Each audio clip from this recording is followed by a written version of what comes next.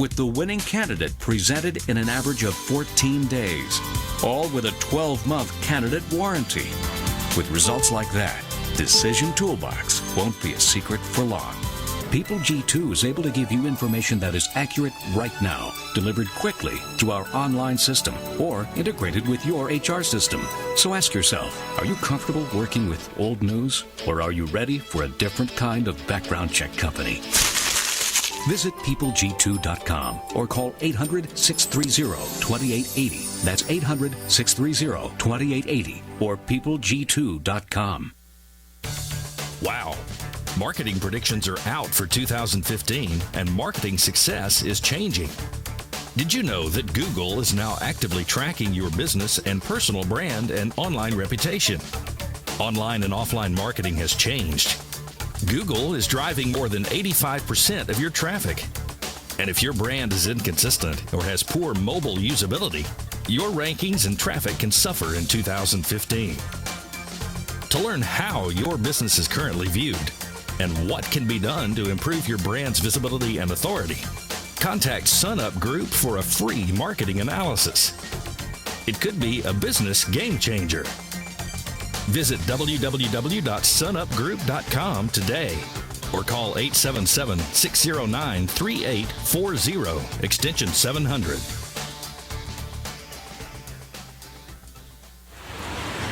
I'm on the observation deck of the Empire State Building to demonstrate how much material Waste Management recycles. As North America's largest residential recycler, last year alone, Waste Management recycled 12.9 million tons. How much is that? Let's do the math. Carry the 6. It's enough to fill this building more than 27 times. With experience like that, we're bound to have a program that can help your business recycle. Talk to Waste Management or visit thinkgreen.com.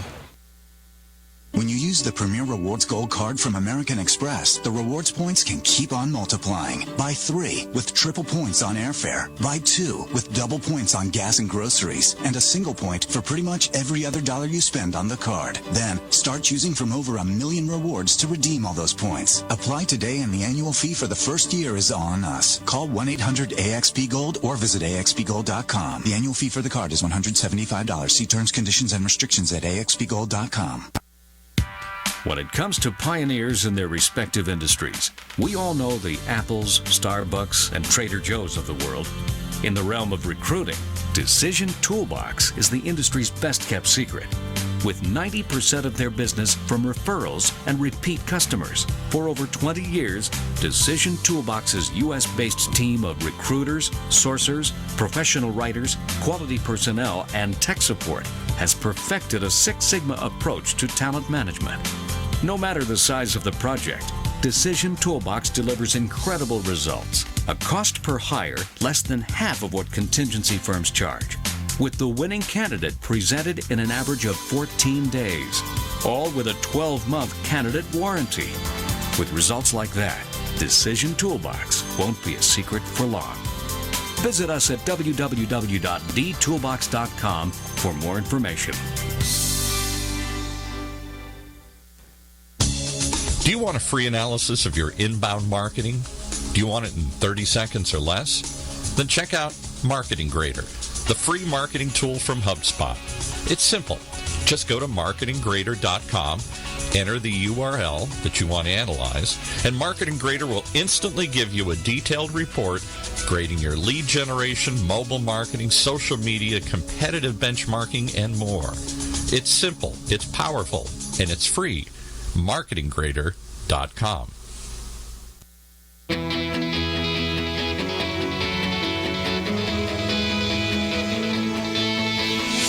Welcome, everybody. It's time again for another episode of Chioice TV Radio. The only question is it radio or is it TV? Heck, it's both. With your host, John Marchese, award-winning executive producer and owner of Chioice TV. Back after a little hiatus after around the holidays here. John, welcome back. Well, thank you, Paul. Yeah, I've been really busy. I was on a cruise in December and the holidays and went to Sundance Film Festival a couple weeks ago. How was that? That was so much fun. I brought my buddy Dylan Avery and Nick. Nick, say hi, Nick. Hello. Nick is my new editor, assistant, the and girls are going to producer. call in for that voice there. Hello. Hello. Nick, did you have a good time at Sundance? Yeah, Sundance was a phenomenal time. We made a lot of connections. This weather, well, it's snowing. It was beautiful. Got to talk to Paul Rackman, the owner of, or the starter of Slam Dance, and it was a good time. But yes, thanks for the good introduction. I am John Marchese. I am owner and CEO of Chioice TV. What is Chioice TV? We do business commercials. We do commercials for TV, for the internet. I also have a radio show, working on a unscripted series. So I'm doing lots of good stuff. But I am really excited to have my guest in. His name is Steve Wilburn. How you doing, Steve? I'm doing well, thanks, John. Yes. Let me tell you a little bit about Steve, Paul. Steve, and I got to put my glasses on. It's Steve. Men of a certain age here. Yeah, Okay. certain age. There that goes again. Steve is CEO of FIRMGREEN. It is an international company focusing on renewable energy and alternative fuels. Listen to this, Paul, with offices in the Philippines, Puerto Rico, Brazil, and right here in the good U.S. of A. He is a decorated Vietnam Marine veteran and is founder of a nonprofit organization called Open Hearts for Purple Hearts. And what they do is they help the families of fallen soldiers and wounded soldiers. So it's a lot of good stuff we're going to be talking about. Talking today. about men of a certain age, I was telling my daughter, who was 25, a little bit about Vietnam back when I didn't go. I was just a couple years too young, and I was talking about all the controversy and everything. This reminded me of what's going on. She said, "What's Vietnam?" Oh, yeah. Kids, these millennials, How quick right? they forget. Yeah. So, Steve, welcome to the show. Thank you very much, John. I want to talk. Let's talk about your nonprofit. I've seen on the website. It's helped so many people. Tell me a little bit about Open Hearts for Purple Hearts. Yeah, absolutely. Well, John, it's probably the thing I'm most proudest of in my life, other than my children, grandchildren, and great-grandchildren, of course, and my wife. Okay, with that said, it's my way of giving back. I've been tremendously blessed by this country. God spared me in Vietnam. I was wounded and was able to survive. Unfortunately, 17 of my friends are enshrined on the Vietnam Memorial, and they did not make it. And when we came back from Vietnam, there was not the open arms policy, show me the love type of greeting. Right. Right. That bothered me for a long time. But you have to get over things like that. You have to get on with your life. Open Hearts for Purple Hearts enables me to help the kids and the families of today's warriors. Yes. The ones that are in action today. Yes. That are horribly wounded, disfigured. Some of these kids are, the unspeakable is they passed away. So we give scholarships. We give cash stipends. We give cash awards. And we're quite proud of that. Wow. And because there's not that many people come back, they're wounded, they don't know what to do, right? The family is devastated. Exactly. And you can relate to these people. You help them directly, right? My mother was told the Marines walked up a number of times up my driveway when I was hurt in Vietnam. The last time was in November, just around Thanksgiving in 1967. And they told my parents that I was killed in action in Vietnam. Oh my gosh. But I was on my way home. But I was severely wounded, and I understand why I was misrepresented. But that gives you an idea. There's nothing to prepare a parent to receive that type of news. Yes. And much less a disabled veteran. What do they do? Where do they turn? They're confused. We try to sort through that maze for them. Financially, yes, we do financial things. But more important, we give of ourselves, we give of our experience, we share with them our faith and hope. Right. And, the push-up challenge, bringing awareness to soldiers that commit suicide. They suffer so greatly, right? Absolutely. Right. It's one of the leading causes of death among that age group in that constituency. It's not car accidents that kill them. Unfortunately, they die at their own hand. Right.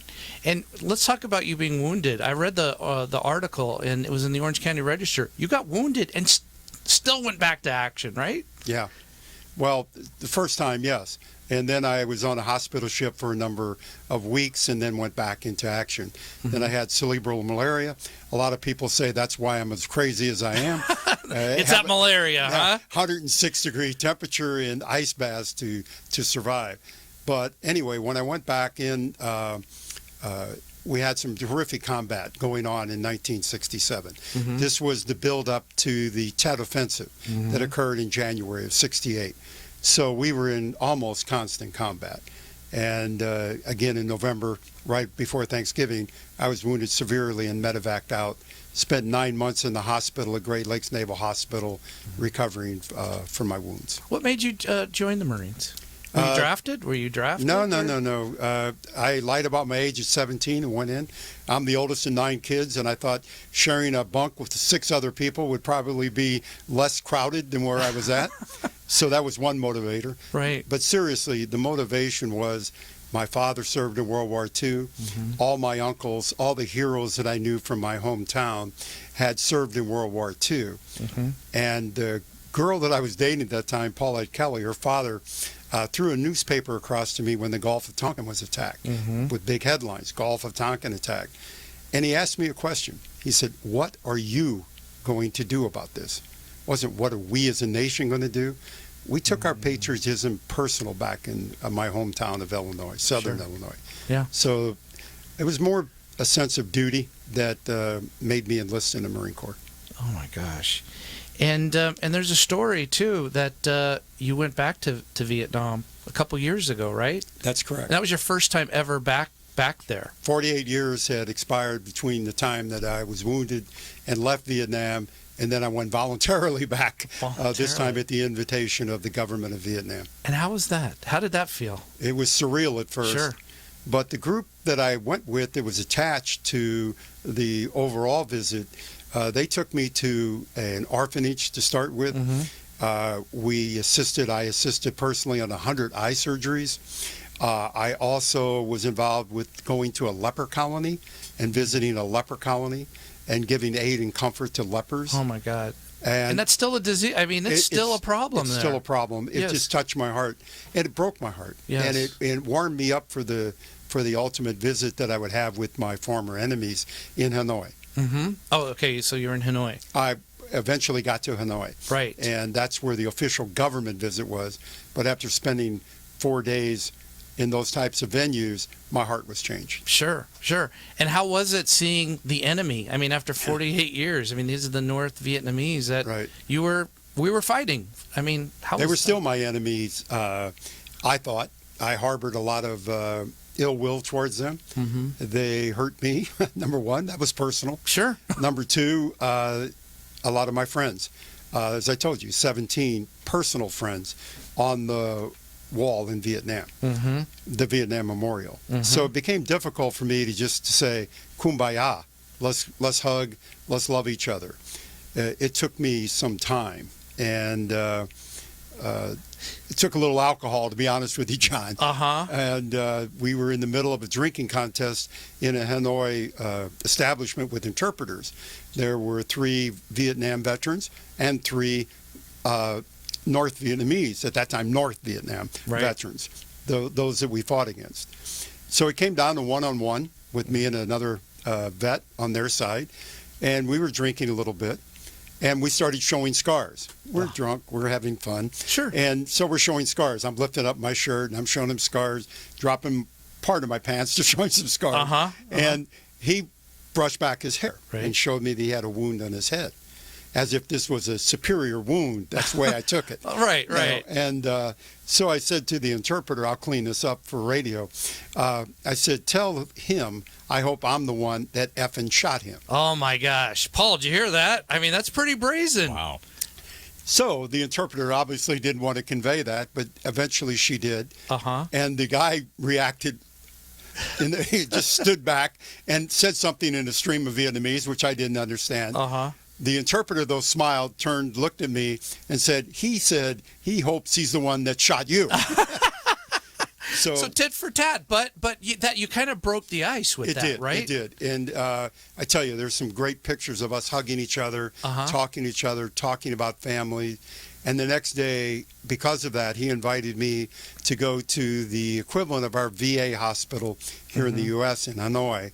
And I was able to visit terribly wounded veterans of that war, and was able to meet them, talk with them, pray with them, try to comfort them, and treated them as equals. because then we're just warriors. There was no politics involved. There was no hatred involved anymore, including meeting 2 Viet Cong women who fought in the South near the area where we were in combat.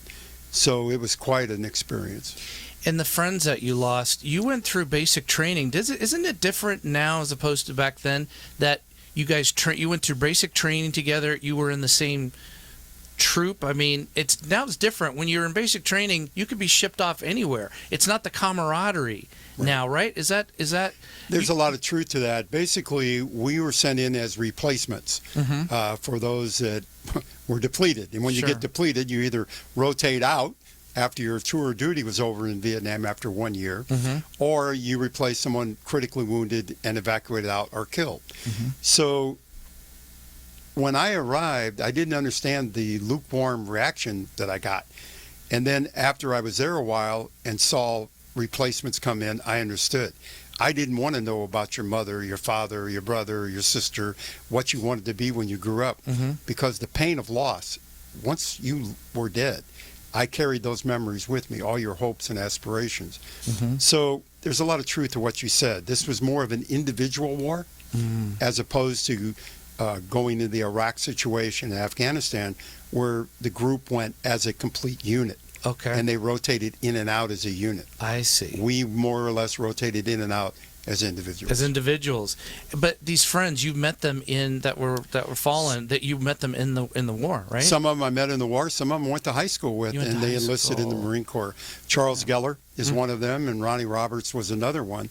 And every time I go to Washington D.C., and I'm blessed to go there about once a quarter, I go and visit the wall.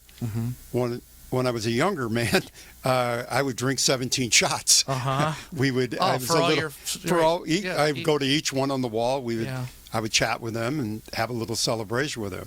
Now it's 1 shot and 17 prayers. And I'm streaming this. This is from the wall. Look at this. It's the etching. You take a pencil. If everybody can see it. I mean, how emotional is that? Yeah, there's Ronnie Roberts there. These are 2 from my hometown. That's why I brought them today, to give you an idea. Charlie Geller and I went to high school and grade school together, and Ronnie and I went to high school together. He was a year younger than me. I have to say, I'll just interrupt. I had the privilege to go to Washington years ago and visit the wall. And at first I thought, it's not that impressive. It's very subdued. It's very subtle. And yet, I think that's its power. It's not giant statues and all the typical triumphant stuff that you see. It's very, very moving. You walk down into this kind of trench, and there is this black granite wall with all these names, and it just says it all. And you see men openly weeping as they touch names on the wall. And I found it to be the most moving memorial imaginable, really. Yes. Well said. It is. 58,000 plus names on that wall. Right. It's a lot of men and women. And I mean, something else I want to touch on that you said in the article about having PTSD. You go through that horrific experience. And here's something, Nick, listen to this. This is something very interesting. PTSD wasn't even a diagnosis, wasn't even a DSM, which is a psychology, the diagnoses, until 1980. Right. So all these years you're suffering, and they're saying what? You're depressed. Tell me about that. I mean, how frustrating was that? It was a very personal battle. Myself, after I was discharged from the Marine Corps, I was to be followed up medically and through the Veterans Administration.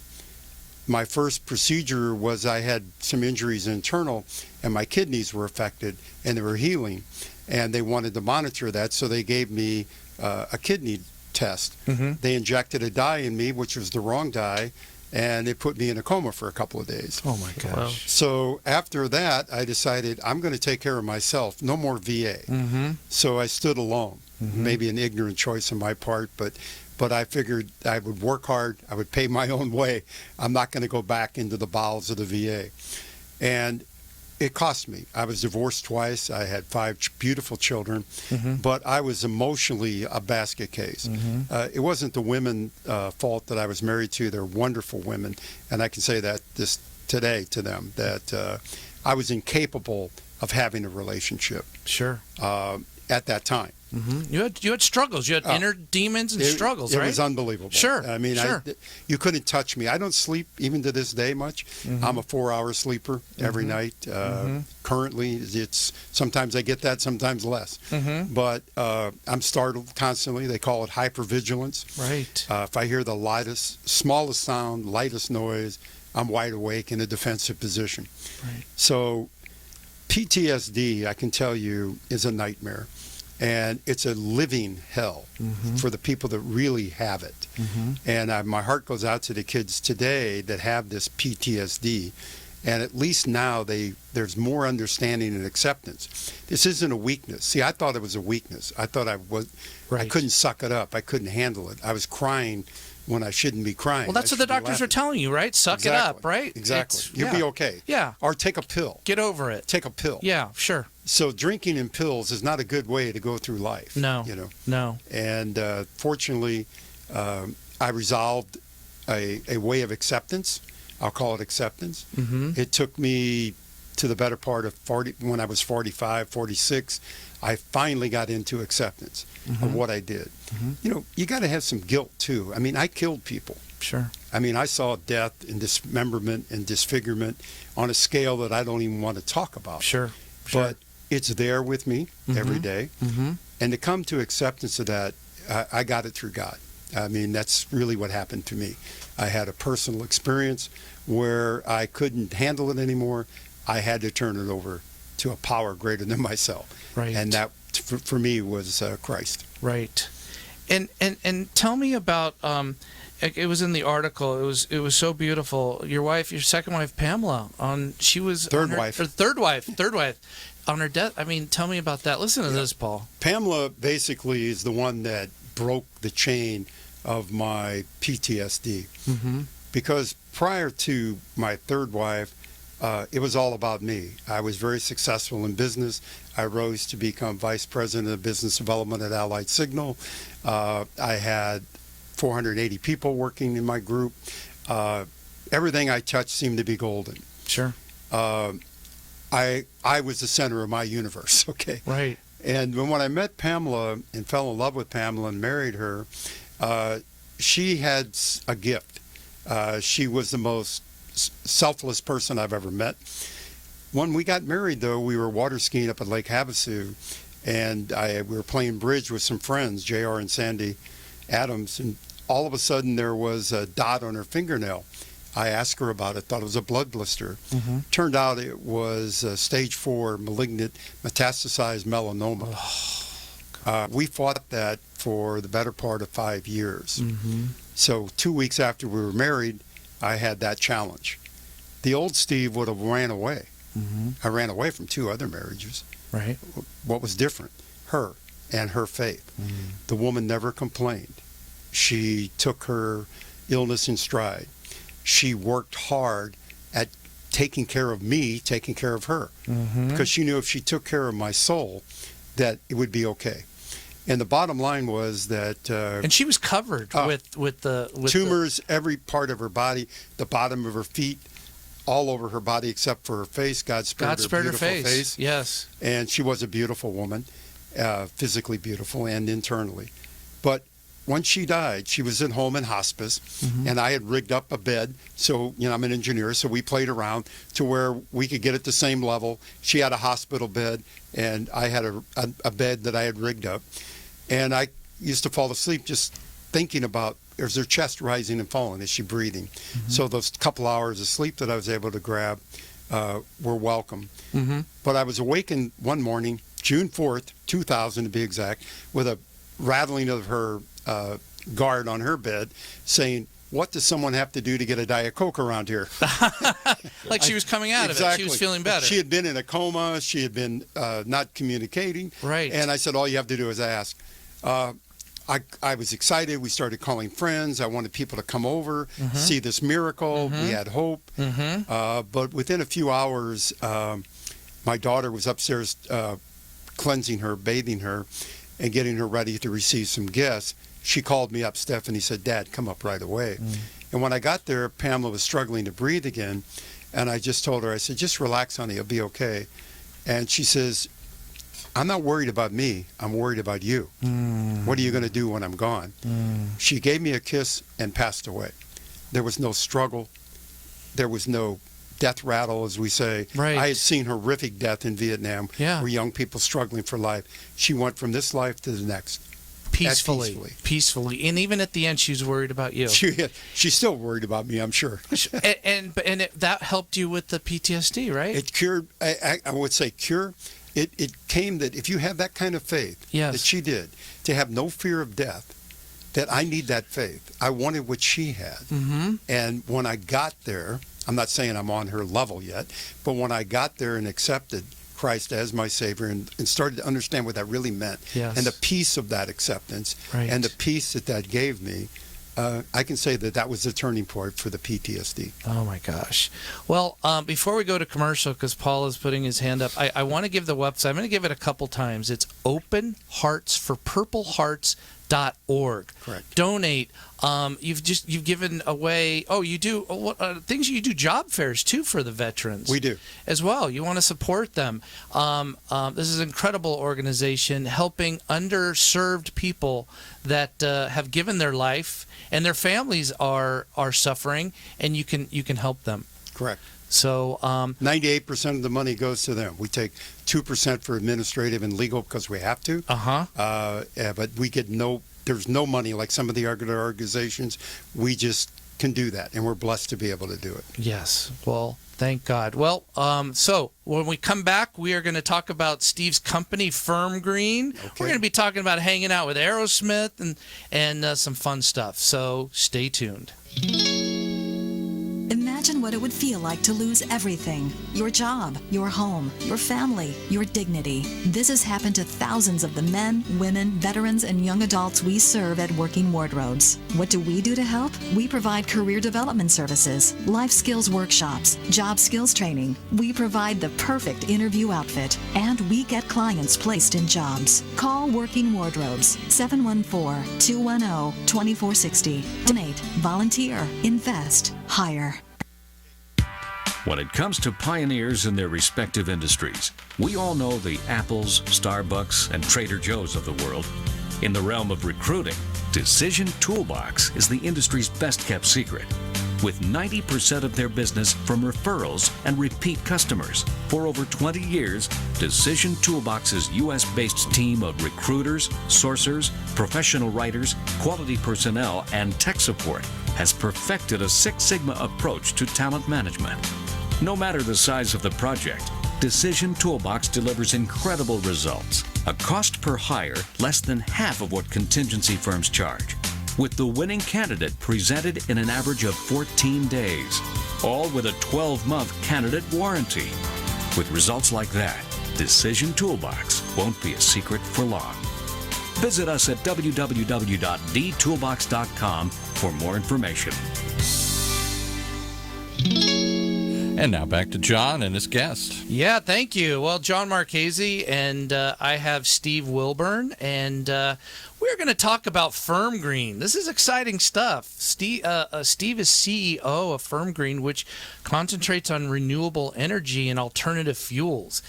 Tell me about, you can actually turn garbage in the dump into fuel. Absolutely. That's amazing. How does that work? It is amazing.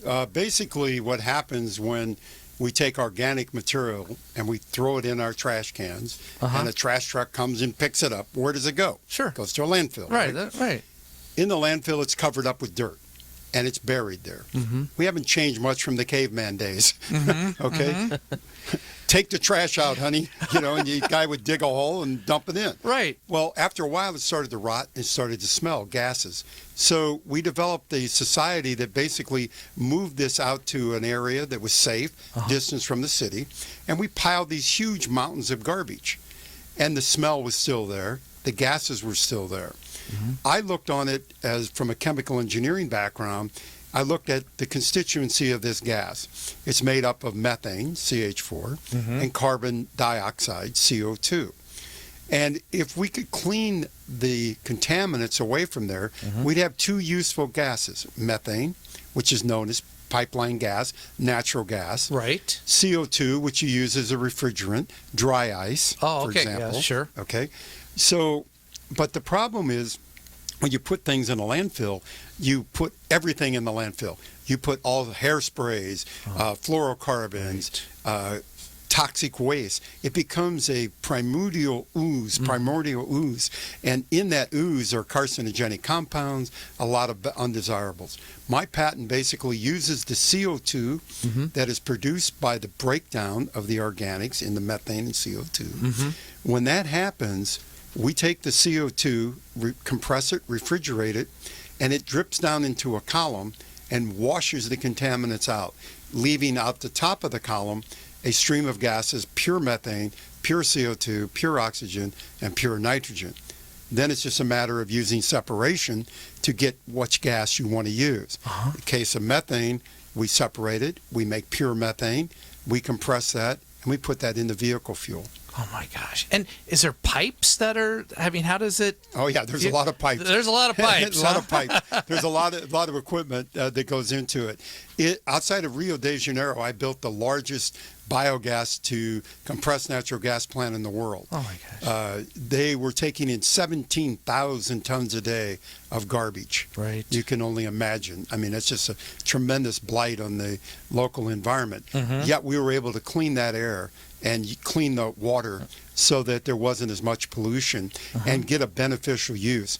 Petrobras, the largest oil refinery in Brazil, takes that gas through a dedicated pipeline and uses that gas in the oil refinery.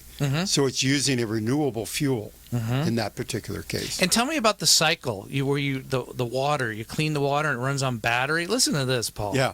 And Nick, this is fascinating. One of the other technologies that I'm involved with, and it's really, I got a great passion for this one, it's clean water. When you go to the Philippines and Haiti, Puerto Rico, Brazil, and you get away from the big cities, you see the effect on children and families of bad drinking water and no energy, no electricity that's reliable.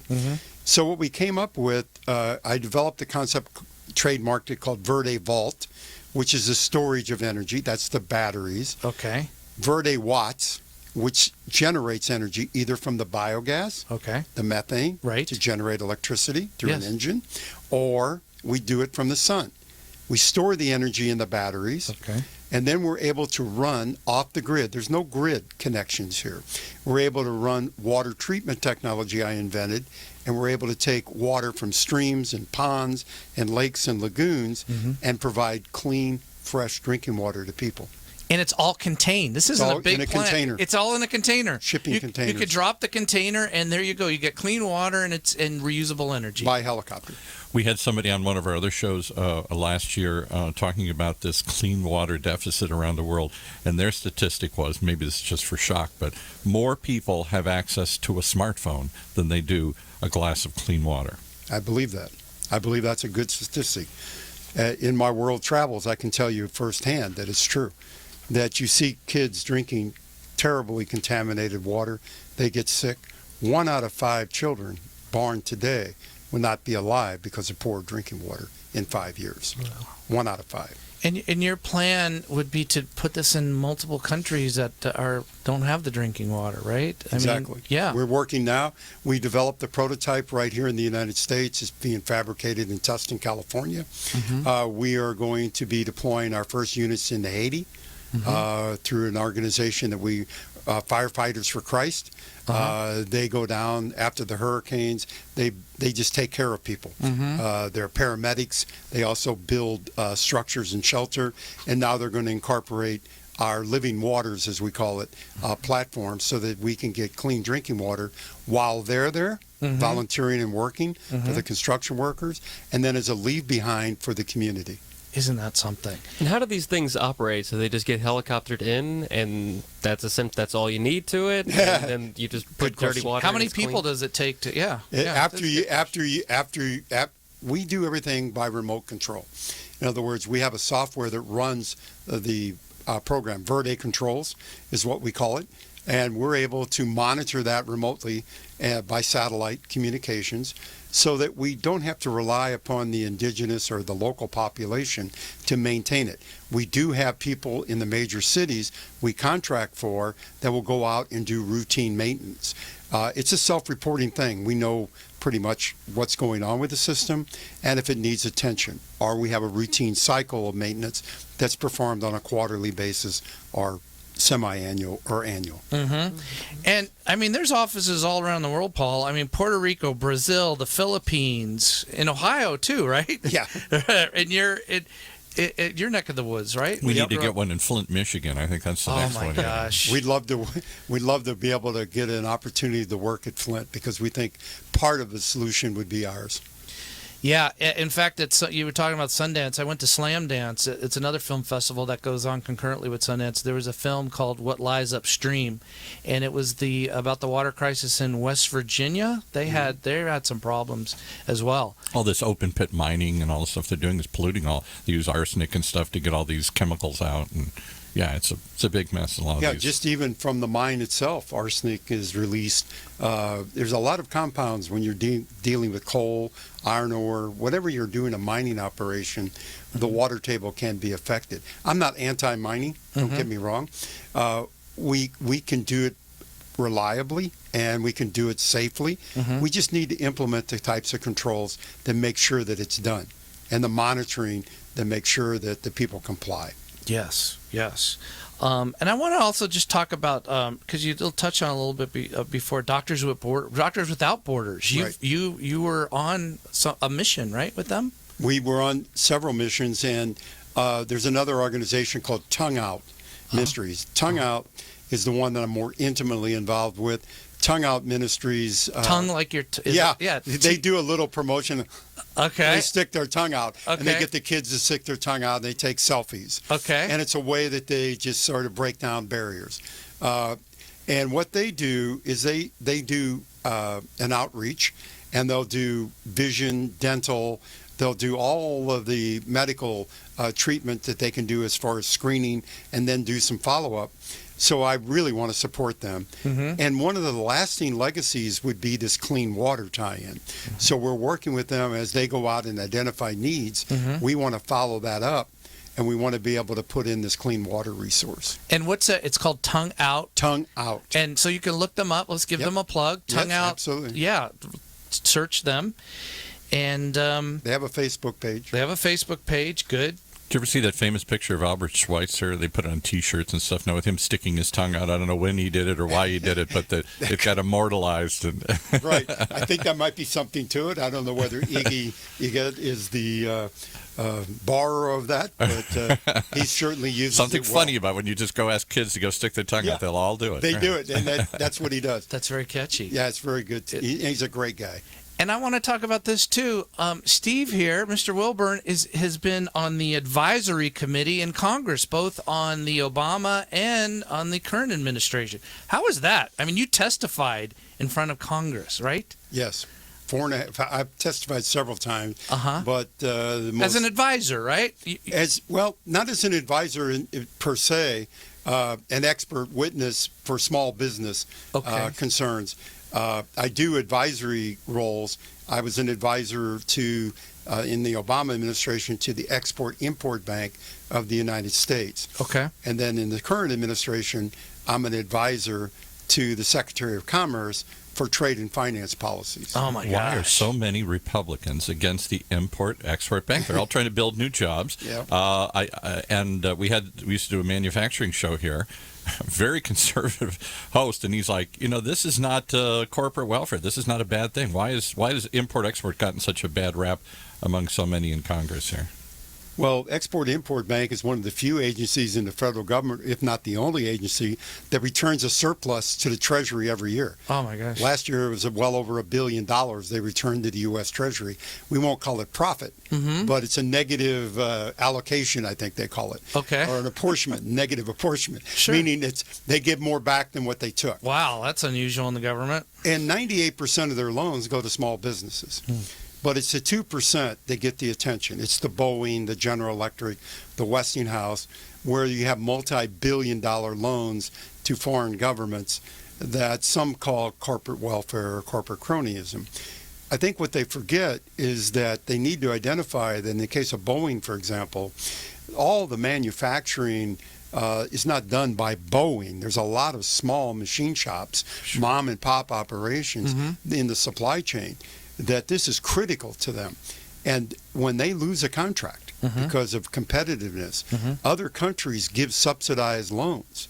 Let's just call it for what it is. Right. Bank of China, Export Bank of China, Bank of Brazil, France, Germany, they all have these export agencies. And when they give a competitive bid, if we don't have that, we don't get it. We lose those jobs. And what do they do exactly? I'm not sure I even understand what the Import-Export Bank does. Is it just loan guarantees, or do they actually give loans? They actually can give loans direct from the Treasury. Myself, my Brazilian project that I built the equipment for, the owners of that project qualified for a direct loan to the U.S. Treasury. These are multi-billion-dollar companies that I built it for, and they personally guaranteed our Treasury they'd pay them back. So it's not like this was a very risky loan. But further on your question, they do give a lot of guarantees so that if you had a good creditworthy transaction, the exporter doesn't borrow the money. It's the project or the group on the other end, the foreign entity, that borrows the money. So let's say Wells Fargo wanted to finance that. In order for them to be able to touch that transaction, they would need a guarantee. Because they don't do business there, it's hard for them to collect. How to get the money. So they're guaranteed to get paid, basically. At least 90 to 95% guarantees. Because how else could you do business in these countries? They don't have the same legal system. They don't have the same protections. How are you going to sue them if you don't get paid? They're in Malaysia or some other place, and that hinders import-export, right? Correct, and those are the barriers to entry. Look, we're a small company. Even though we have some impressive statistics and offices, we're relatively small. You know, we're not a Boeing or a GE. So we need that. In order for me to go and have credibility in the Philippines as an exporter, they need to know that I'm going to build it on time, on budget, and it's going to have a guarantee associated with it.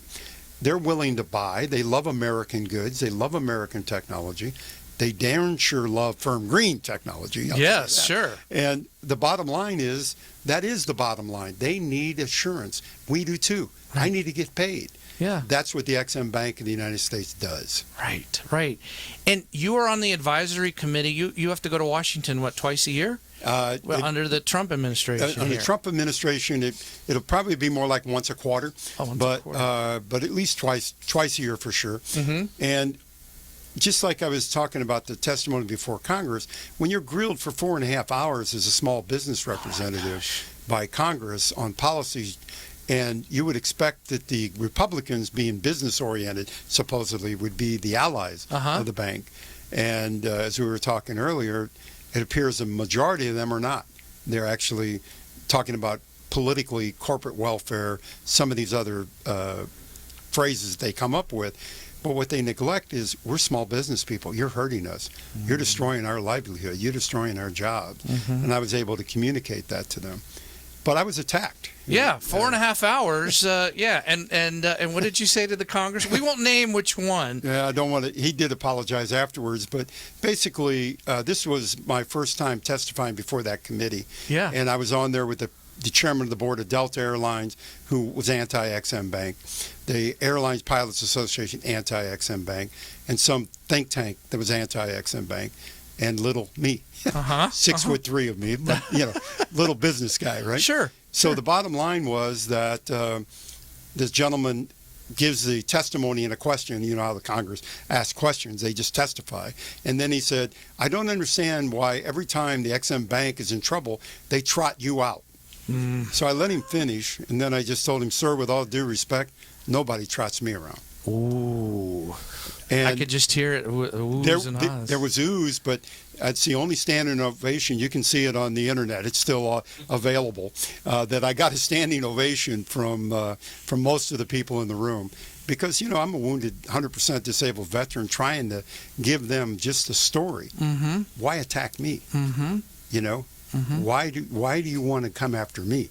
I'm just a guy here trying to explain, and answer your questions. Nobody. Right. I'm not trotted around. Right. I paid my own ticket. Yes. Oh, okay. Yeah. I wasn't there. No one paid my way. Right. I went there because I had a heart for it and a passion for it. Right. Oh my gosh. Now we got to talk about Aerosmith. Forget about all this other stuff. Let's get on to the good stuff. Let's get to the good stuff. I want to know. know. Steven Tyler, Aerosmith. This is my era. Let's give a plug. It's FIRMGREEN.com, right? FIRMGREEN.com. Love that name. FIRMGREEN.com. Okay. Aerosmith. Yes. So you're hanging out with rock stars, and this was not too long ago. No, it wasn't too long ago. Basically, what happens is that as I travel around the world, you stay in hotels that are relatively secure. Sure. Well, guess where rock stars stay? They don't go out into the They don't stay at the Holiday Inn on the highway. They do not stay in the Holiday Inn. Yeah. And because I stay quite often, I'm elevated to some of the club levels. You know, you frequent stays, you get to go up to club level. Yeah, sure. So at the club level in New Year's Eve area, Aerosmith was in Sao Paulo putting on a concert. And so I was in the lounge, and all of a sudden I'm looking across, and I see these older gentlemen like myself. With significantly longer hair. Exactly. And I sort of recognize a few of them. And Tyler's a rather unique-looking individual. Oh, yeah. And we struck up a conversation. We had a great time. Had a nice dinner with a couple of them. You did? Oh, yeah. Yeah. We just had a ball. And when we were talking about some of the things that we do, some of the things that Firm Green's engaged in, you know, they were kindred spirits right away when they found out about the water projects and the rest of it. So it was quite a lot of fun. We got to get Steve on this show. We got to call Steve up. Do you happen to get any of their cell numbers? Yeah, come on. I have one contact number. Okay, there you go. Let's get Steve on the show. But I told my wife I wouldn't use it. We'll use it. We'll use it. I wanted to ask you a question about. I deal with a lot of business owners. I'm doing commercials and for them, and you struggle in the first couple of years as a business owner. What would you say? You're a successful businessman. What would you say to these people that are struggling in their first couple of years of business? Get help. Get with a mentoring group. Get with someone like a Steve Wilburn, who's been in business a long time, who has struggled, and learn from them. There's a lot of mentoring organizations out there. I can tell you this, if you're a small business person and you have a dream and a desire, go for it. But go with your eyes open, you know. Don't bet the whole farm, as we say, on your idea. Don't do that, because you're going to end up so stressed and so unable to focus really on your core. You have to manage it properly. So I would say that there's the Small Business Administration has a lot of resources.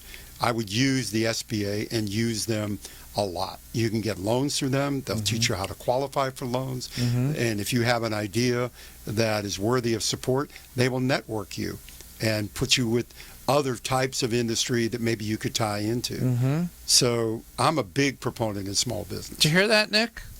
SBA. Yes, I did. Small Business Administration. Get them on the show. We've had a number of them on different shows. Okay. I'm told that the SBA, Orange County SBA, is one of the largest chapters in the country. It is. Wow. And I can tell you that networking through that type of a support group is critical. Because, and also your local congressman. Dana Rohrabacher here in Orange County, I happen to know Congressman Rohrabacher very well. He's a proponent of small business and businesses, even though he's not a supporter of the Export-Import Bank, and we talk long and hard about that a lot, but that's okay. We can't agree on every issue. Right. But what he does agree on is the need for small business to get assistance. And there are congressional programs to help small businesses owners as well. So I encourage you to contact Congressman Rohrabacher or some of the other local congressmen and see what type of outreach they can assist you with. Oh my gosh. Hear that, Paul? That's great. Good stuff. Good stuff. And now is the part where we exchange gifts. Gifts. Yeah, that's gifts. There's parting gifts, Don Pardo. My goodness. Party Don gifts. Pardo, you get his party gift. I am on the board of a little philanthropy organization. It's called Foundation for Brotherhood. It was started in the 60s, and it started with a little fun, and over the years it's grown. And I've checked out Open Hearts for Purple Hearts, and on behalf of the foundation, I want to present a little check to Open Hearts for Purple Hearts. Wow. That is very, very generous, and I really appreciate that. Oh, you are welcome.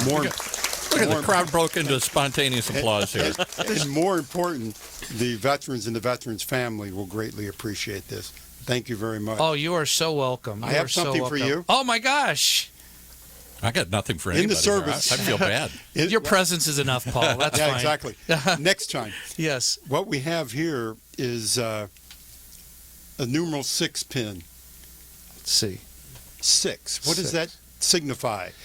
SEAL Team 6? In the Marine Corps and in the Army, when you're in combat, the one vulnerable spot you have is your 6. The 6 o'clock position on a clock. 12 o'clock being straight in front of you.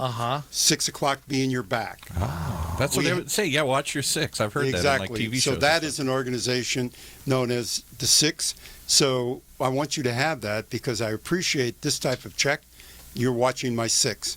And all those supporters who give to Open Hearts or Purple Hearts are watching the kids' 6. And the family 6. That's very important. This is incredible. Thank you so much. You're more than welcome. You so much. We have each other's back. Exactly. So, Nick, when we're in the office, we have each other's 6, right? That's it. That we do. Nick is literally sitting behind your 6 here. Yeah, I'm watching it right now. He's watching that 6. I know. Nick, how was it to be on the radio? Did you enjoy it? Oh, yeah. I had a marvelous time. Do you have any last questions for Mr. Wilburn? No, maybe I can think of something after and we could talk. Afterwards. How many projects do you produce? I mean, give us just a quick overview of your company. So you're producing clean water projects. You're also doing biomass fuel where you're trying to get gas out of landfills and reuse it. What other kinds of projects? Where are you doing these things? Around the world, here, locally? Mostly around the world. In the Philippines, currently, we're developing 200 megawatts of solar power to tie into the grid. That's an amazing amount of power. And it covers over, we're at 5,000 acres in the Philippines of solar projects. Has that gotten any better? The panels more efficient? Because that's been the problem. They don't convert enough sunlight into electricity. It takes too much sun to get a little bit of juice out of it. And that's correct. But you got to remember, relatively speaking, if you're in an area that doesn't have power, anything helps. Yeah, anything helps, and we stabilize that with a battery backup. So, the answer to your question: yes, it's getting more and more efficient, but you can't wait for that efficiency. You know, you have to really pretty much meet the need as it happens, and then we increase that reliability so that over time it's a very sound investment. And what do you think about what Elon Musk is trying to do? Isn't he trying to build a battery storage facility where they'll store some of that power so it can be put back into the grid at key times? Absolutely. He's just a small competitor of Verde Vault, Mr. Musk. No, it's all the same side of the coin. I'm actually working on a program that takes the juice from a Tesla as it's plugged into your house. We put in a battery backup system. We put in a solar. We're able then to bidirectionally charge and then take from the Tesla or an electric car the battery juice. We're able to take the energy we store there. You tell us how much. So it's bidirectional. It goes in or it comes out. Exactly. So that you're able to use that when your car is just sitting there, and we can take up to half of that energy if you let us. And that is about 3 kW, kilowatts, which is the average house, 3 to 5. So you've got a tremendous amount of energy in a car battery like a Tesla Would car. that power your car or house in a brownout or a blackout? It could. It actually could through our technology, Verde Vault. Musk is taking a look at it right now. We'll see. And you have the patent on that, right? Of course. We'll send this to Elon when we're done here. He's yeah, exactly. very close to our show.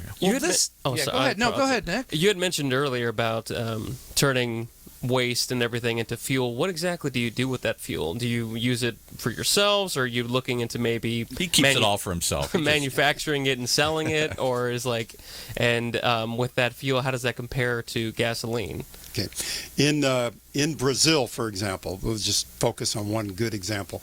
In Brazil, that fuel is used directly by fleets and by refineries as the equivalent of natural gas. So we sell that at a price that's competitive with natural gas in that area. So if you had a compressed natural gas or a CNG vehicle, we have a trademark, internationally recognized registered trademark. We put a green G, a little green G in front of CNG, designated as renewable, or green CNG. That sells less than diesel fuel. To give you an idea. Okay. So I can take from a landfill, do all that processing, do all that cleanup, and still meet a less than diesel per gallon cost to the end user. Pretty remarkable. And then it's just a question of distribution. We had, I'll give you another plug, maybe these are competitors here too, but the billionaire famous guy, T. Boone's Pickens, had a thing called the Pickens Plan a couple years ago. He's promoting heavily about building CNG stations across the freeways, the main highways, and trying to convert trucks, the whole truck fleet, into natural gas. And his company that focuses on that is here in Orange County. They were on Clean Energy. Andy Littlefair is the CEO. Andy Littlefair was on the show, exactly. Yeah, he's a great guy, great company. I was on one of T. Boone Pickens' early boards when we were adapting policy here in California for that.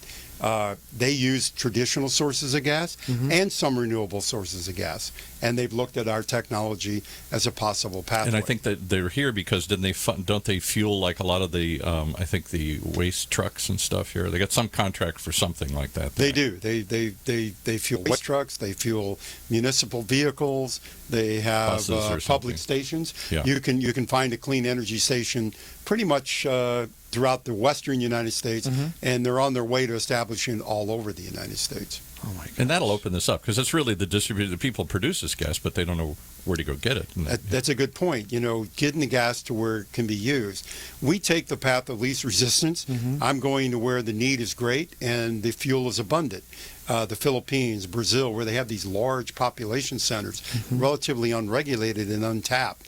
So I'm able to go there and adapt our technology without quite the resistance sometimes we get here of trying a new technology, a new fuel source.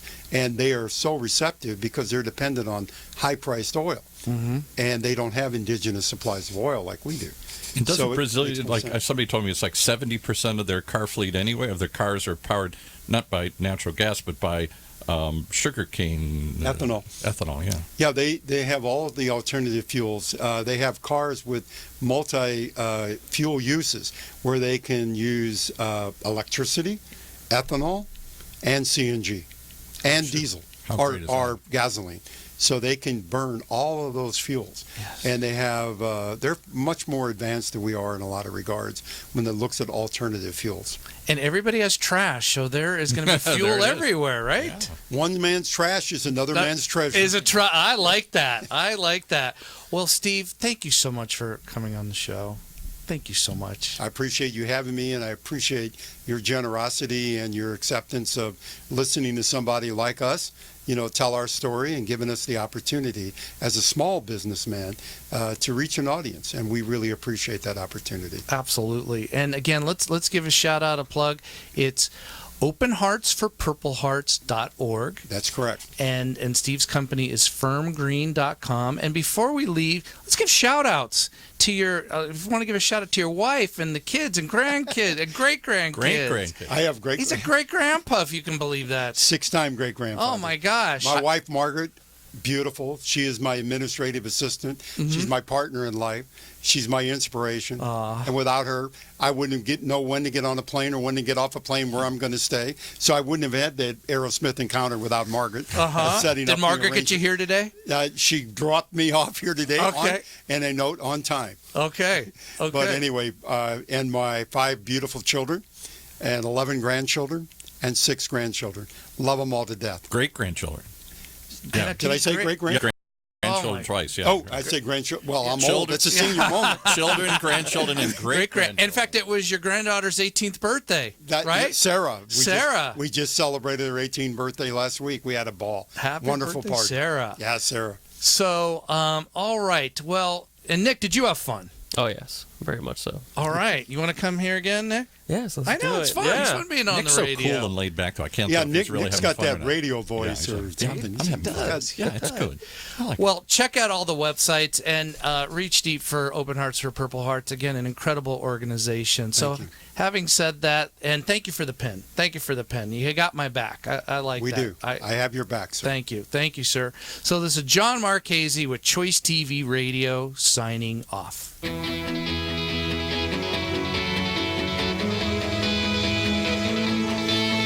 Well, you've been listening to an incredible episode, another one from Chioice TV Radio. You have to ask yourself, is it radio, is it TV? Well, it's both in this case with your host, John Marchese, award-winning executive producer and owner of Chioice TV. Check him out on the web, Chioice TV. right here in Orange County's only community radio station, octalkradio.net.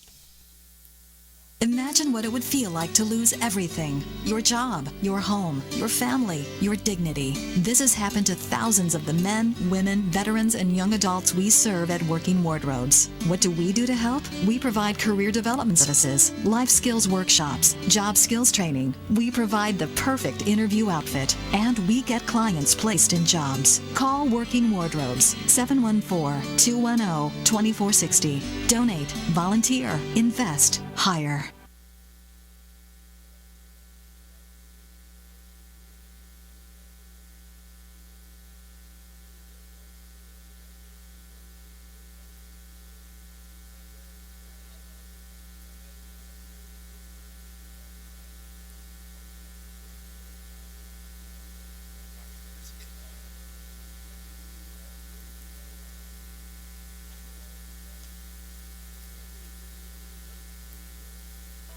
Let's face it, not all company challenges are the same, which is why strategic market intelligence can help identify the actionable information you need to be more competitive.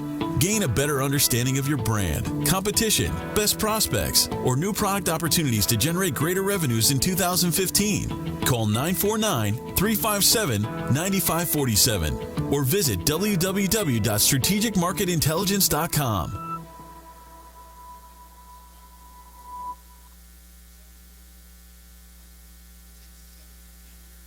OCTalkRadio.net.